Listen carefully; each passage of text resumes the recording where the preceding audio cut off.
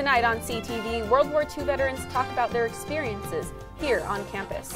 A study on sleep exposes some unhealthy nighttime habits. And later, rideshare scooters may be making their way to Fort Collins. All this and more starting right now on CTV.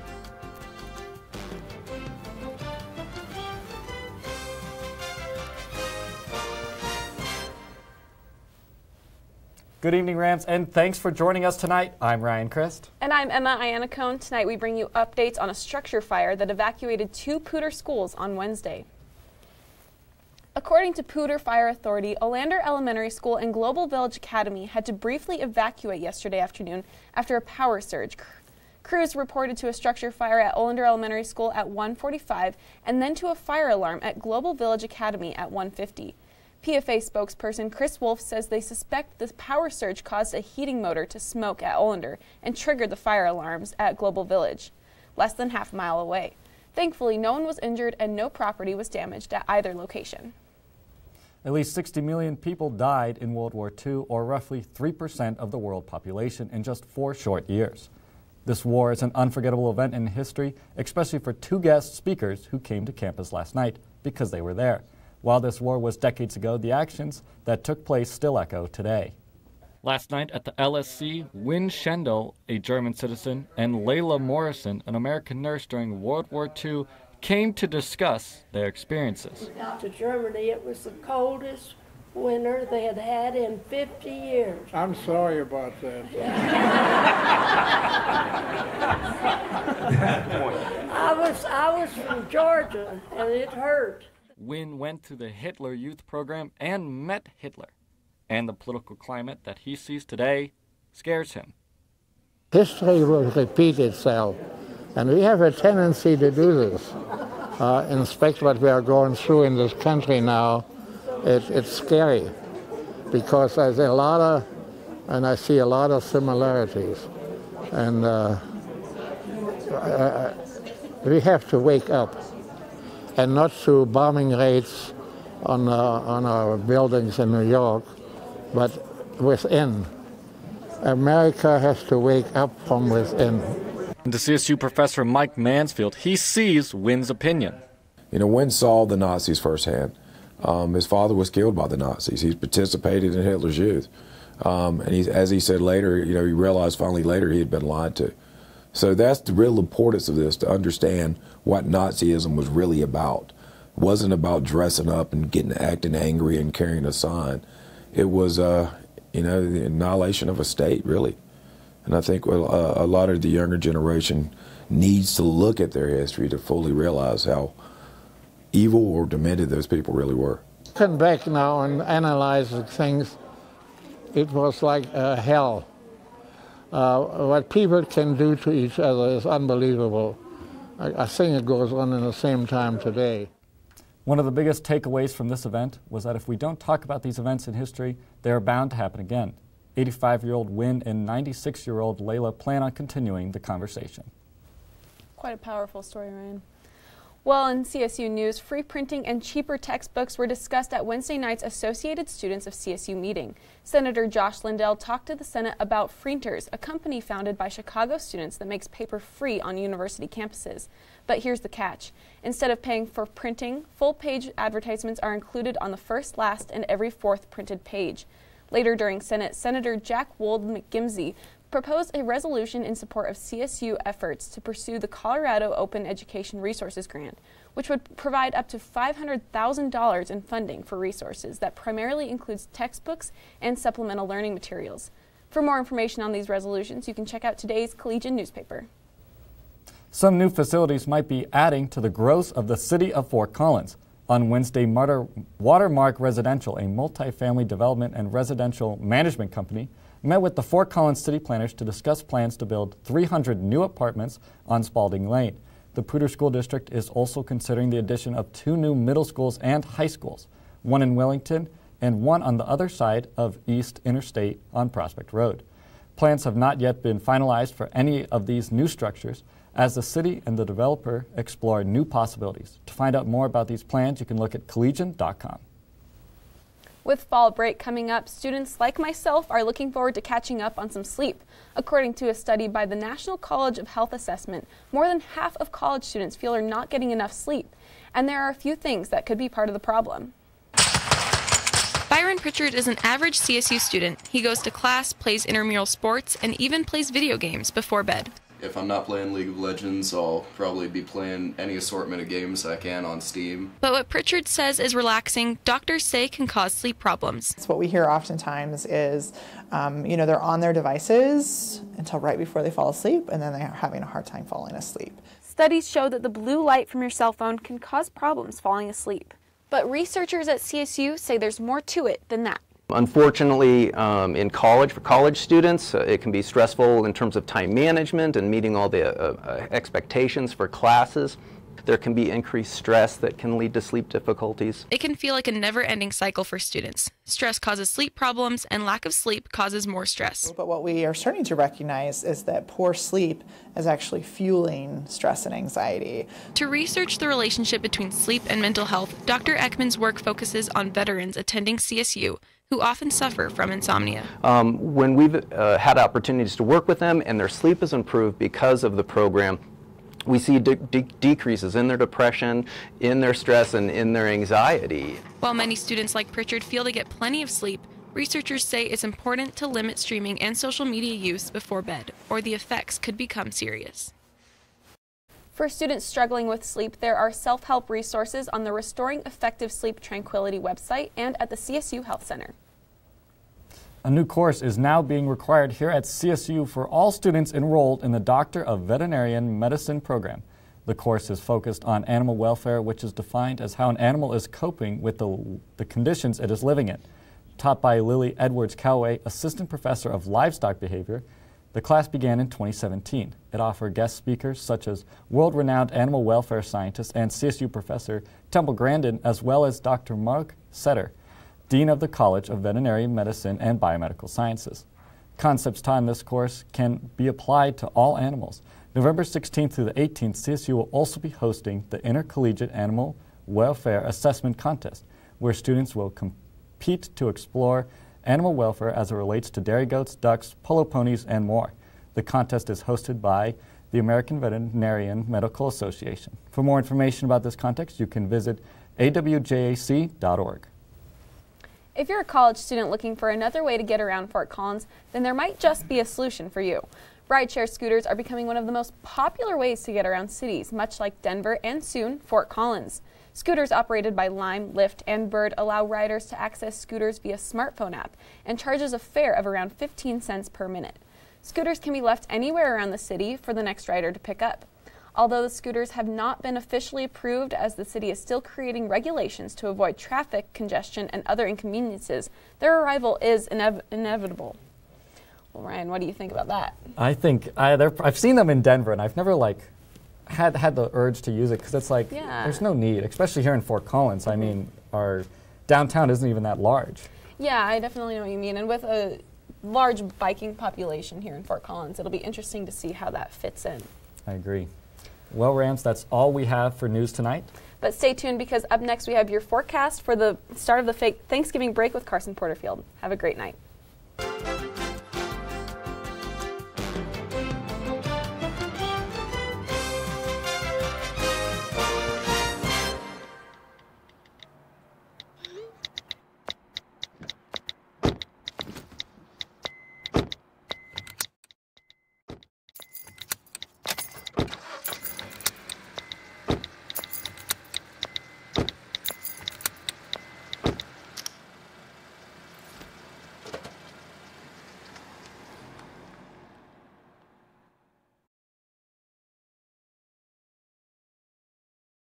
Okay, so we drowned the fire, stirred it, drowned it again, and now just feel if it's cold. Yeah. Cool.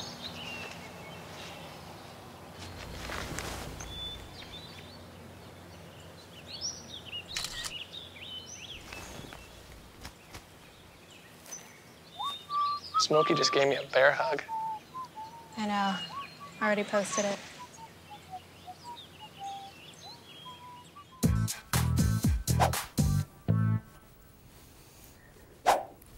What's up, you terrific little turkeys? Welcome back to Thursday Weather. I am your host, Carson Porterfield, and it is the last show before our fall break. So let's take a look at the upcoming weekend and what weather you need to know about in case you're traveling outside of Fort Collins.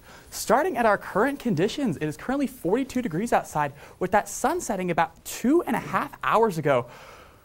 I'm not feeling this daylight savings, but what are you going to do about it? Looking at the nighttime, the winds will be pretty low at only 4 miles per hour coming from the southwest and only getting up to gusts of about 8 miles per hour. So it should be a beautiful night to get out and enjoy those beautiful weathers and even those nights and even the lights out in Old Town. Looking at earlier today, the skies were beautiful and there was only a little bit of clouds out there. Even some of my animal friends were headed out and enjoying, and those geese were enjoying that lovely Fort Collins weather just like us. There was a little bit of snow left, but thankfully it was already melting away, getting ready for this upcoming Saturday, where a little bit more snow will be coming on its way. Thankfully it won't be too much. But first, let's check out these overnight lows. Things are going to get a little chilly all across Colorado, starting on the west side. Looking at the coldest places is about 11 in Gunnison, 12 in Alamosa, and 17 in Telluride. Looking along the I-25 corridor, 30 in Fort Collins, 33 in Denver, 29 in Colorado Springs, and 27 in Pueblo, with the hottest it being tonight is about 29 over in Burlington.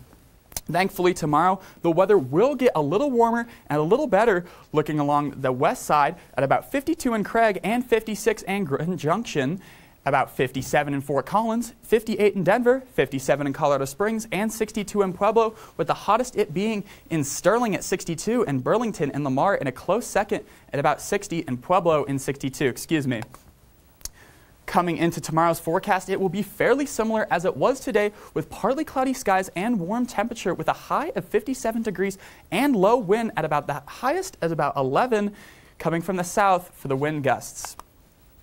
Looking at our 5-day forecast, as I mentioned, on that Saturday, snow will be coming in at about midnight on that Friday night. That snow will continue all along Saturday. Thankfully, it shouldn't be too much at about 1 inch.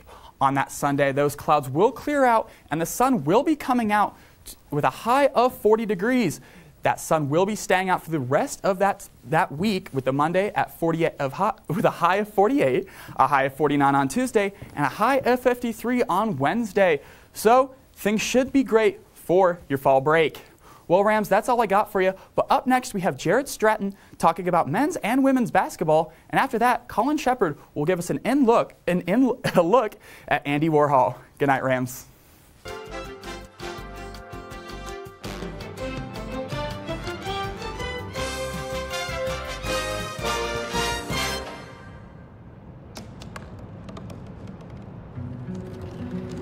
They said I couldn't dream.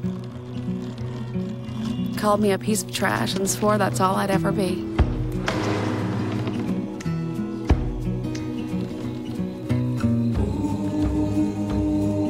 Said a bottle couldn't see the ocean.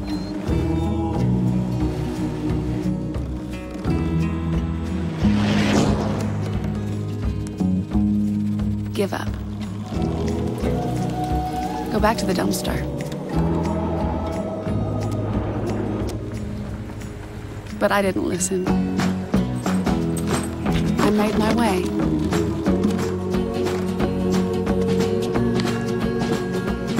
And now, I am what I've always wanted to be.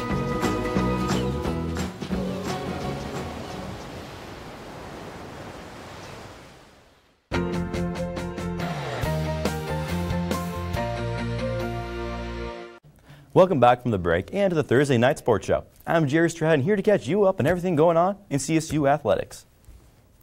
The men's basketball team played nothing short of a nail-biter yesterday against Montana State, and if you were not able to attend the game, don't worry, we got you covered. Let's roll the highlights.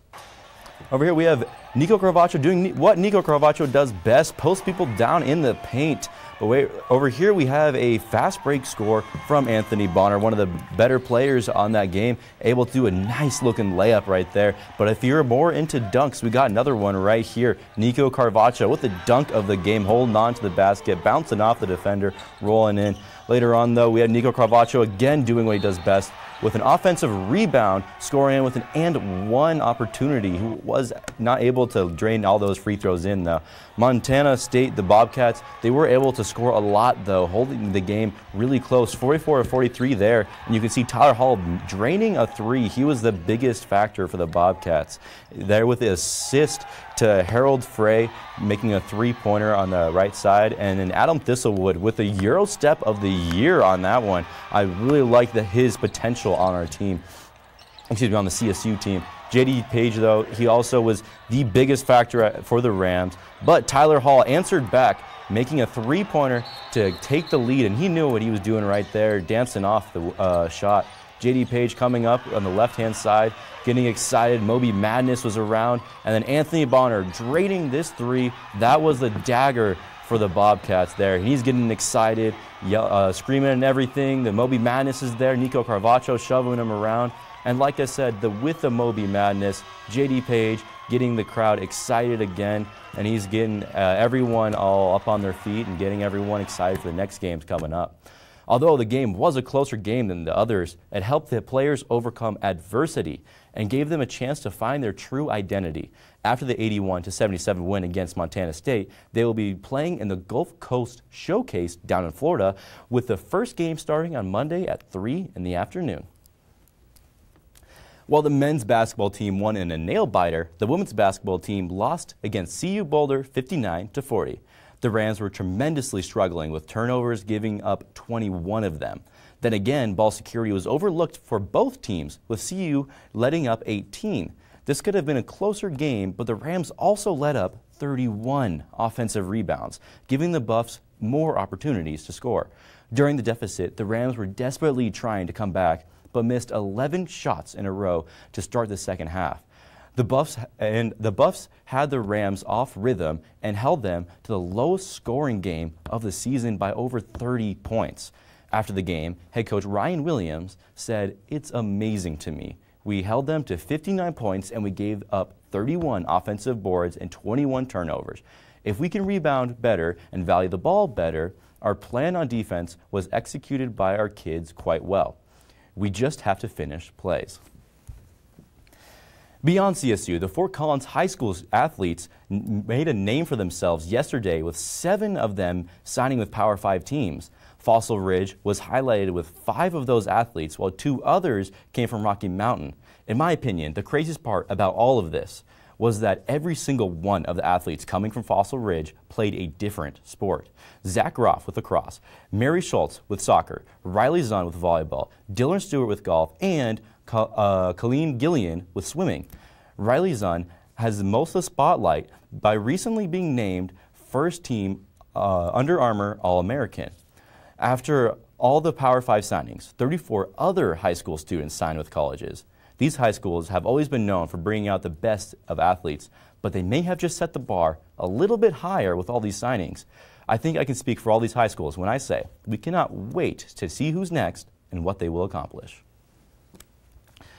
Well, since we talked about high school sports and college sports, I thought I'd be in the middle and get professional sports in here as well. Here's your 2-minute drill where I talk about professional sports in 2 minutes or less. Or actually, in spirit of the best players only needing 1 minute, let's do it in 1. Let's get that timer started. Let's start with the NBA. Kevin Durant and Draymond Green. Here, let me slow down a little bit. That timer caught up. There we go. Draymond Green are still beefing, but not nearly as much as Carmelo Anthony and the Rockets, who have officially informed him that he will no longer be playing for the team. Jimmy Butler and the 76ers have gone full Jekyll and Hyde effect to win against the Heat, but then immediately lose to the legend himself, Mo Bamba, and the Magic. The Nuggets seem to be having the exact same effect, winning to the Warriors, but then losing to the Brooklyn Nets. And Jamal Murray just got benched tonight as well. And the MLB, Nolan Arenado won his 6th consecutive Gold Glove, but that was no surprise. So let's move on to the NFL. First, let's slow things down a little bit and join in a moment of silence for Nathan Peterman finally getting cut from the Bills with his 12 interception to 3 touchdown ratio. Yeah, it's more than enough time for Nathan Peterman. The Denver Broncos are still losing games with or without Demaryius Thomas, and Vance Joseph will need as many great practices to put up a real fighting chance against the 7-2 San Diego Chargers. And look at that, I have 2 seconds to spare. Well, that's all the time I have for you today. Make sure to check CTV Sports on Twitter to keep updated on everything going on over break. But don't leave just yet. Have you ever had the question on what activities to do during the cold winter months? Colin Sanders has the answer in the entertainment segment coming up next.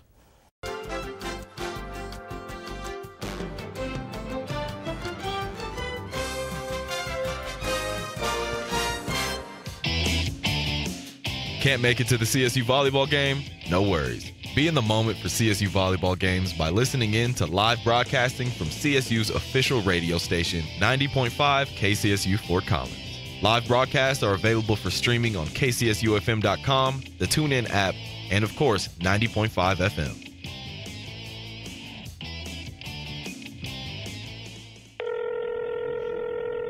What's up, Henry? Hey, Julia. What's up? What are you drinking your coffee out of this morning? I don't even know. Yeah, no, you should fix that. It's uninspired. You gotta get in this 905 club, let me tell you. So if I donate $90.50, I can be part of this club? It's got mugs, it's got shirts, and it's all dedicated to KCSU. Well, I guess I'm going to donate to Club 905 because I support local college radio. What about you?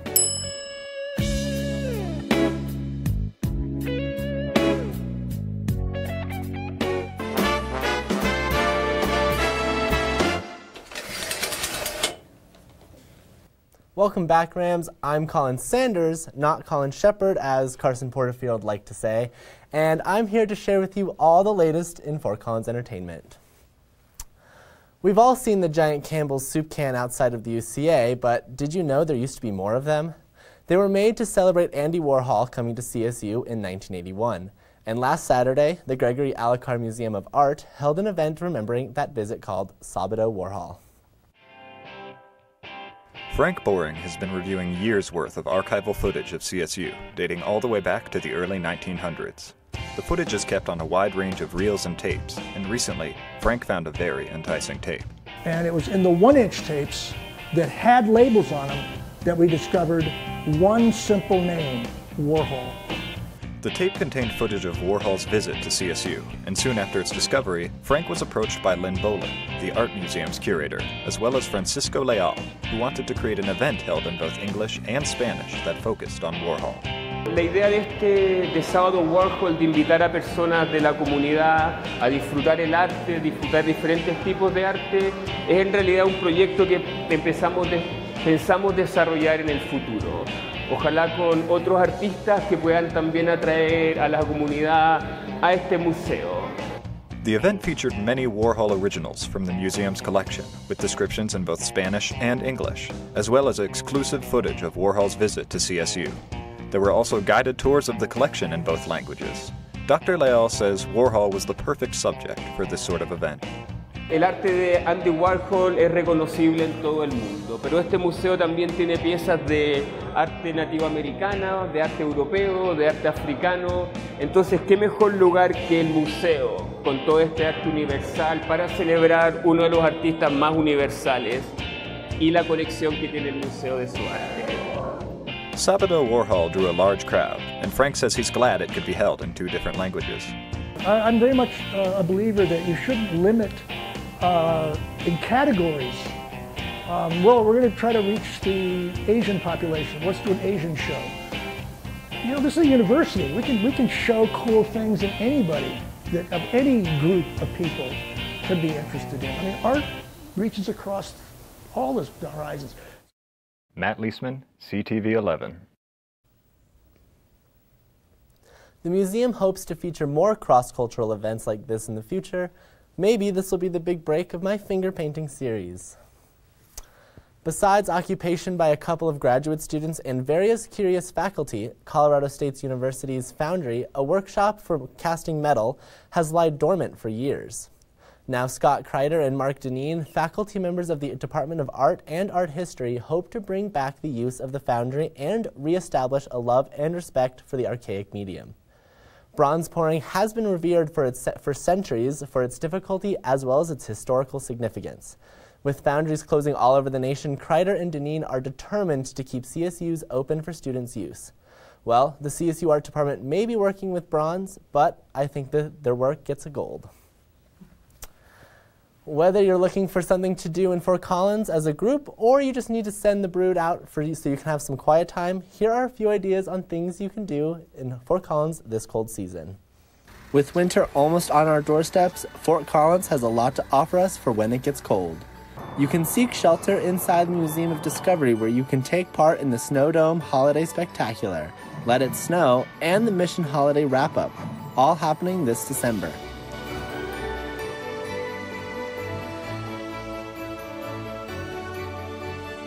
Or you can head on over to Pinball Jones, located in Old Town, where you can order a nice brew, hang with friends, and reconnect with your childhood playing some good old-fashioned pinball.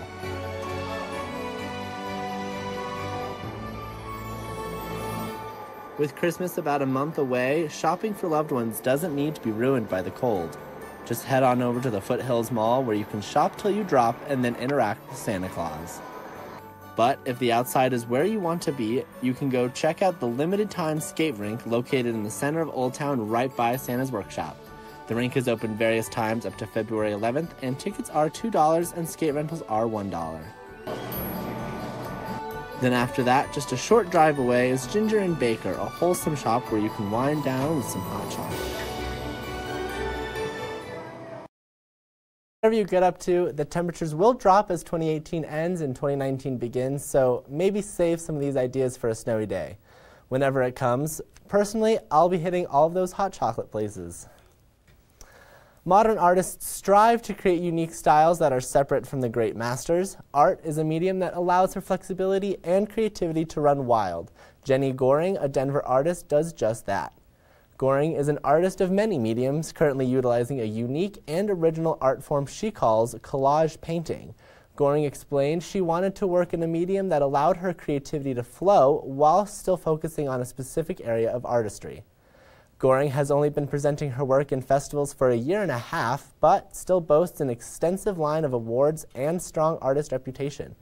Good job to Goring. I once tried to be an artist, but let's just say that my work was too abstract for people to enjoy. Thank you so much for watching tonight, Rams. Unfortunately, that's all the time I have for you, and on behalf of everyone here at CTV, I want to wish you all a wonderful Thanksgiving break and a travel safe home for Turkey Day. I'm Colin Sanders, and have a good night, Rams.